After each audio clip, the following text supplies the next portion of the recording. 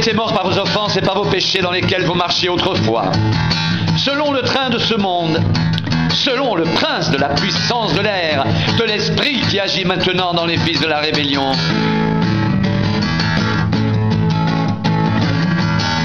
Nous aussi, nous étions de leur nombre, et nous vivions autrefois selon les convoitises de notre chair, accomplissant les volontés de la chair et de nos pensées, et nous étions par nature des enfants de colère comme les autres.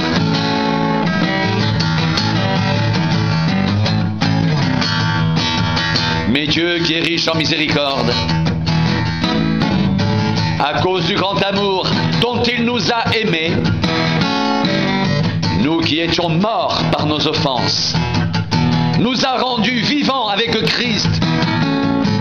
C'est par grâce que vous êtes sauvés. Il nous a ressuscités ensemble et nous a fait asseoir ensemble dans les lieux célestes en Jésus-Christ, afin de montrer dans les siècles à venir l'infinie richesse de sa grâce par sa bonté envers nous en Jésus-Christ.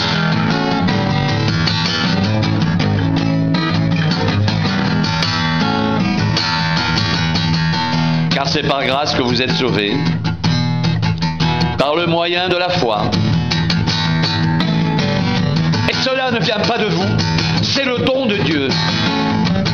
Ce n'est pas par les œuvres, afin que personne ne se glorifie, car nous sommes son ouvrage, ayant été créés en Jésus-Christ pour de bonnes œuvres, que Dieu a préparées d'avance, afin que nous les pratiquions.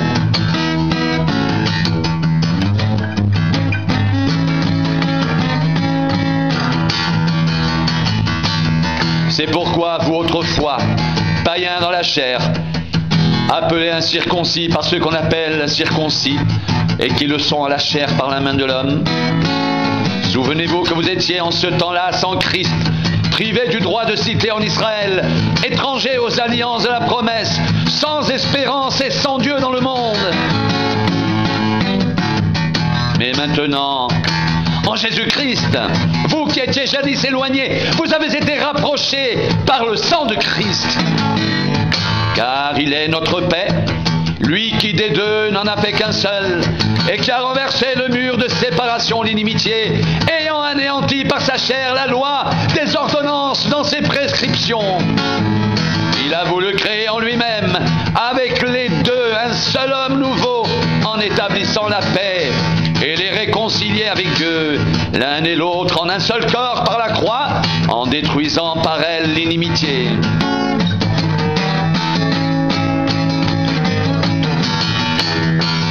Il est venu annoncer la paix à vous qui étiez loin, et la paix à ceux qui étaient près, car par lui, les uns et les autres, nous avons accès auprès du Père dans un même esprit.